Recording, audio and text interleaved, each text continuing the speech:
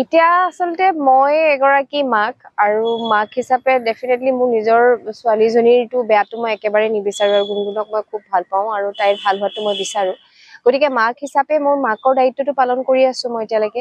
সেইটো ক্ষেত্ৰত কোনোবাখিনি জেগাত মই তাইক গালি পাৰিছো, মই তাইক কোনোবাখিনি জেগাত হেৰি বাধা দিছো কিছুমান ক্ষেত্ৰত, আৰু মই ভাবো সেইখিনি মোৰ দায়িত্ব আৰু সেইখিনি মই পালন কৰিব লাগিব, কাৰণ তাইৰ ভাল হোৱাটোৱে মই সদায় বিচাৰো, তাইৰ ভাল হওক।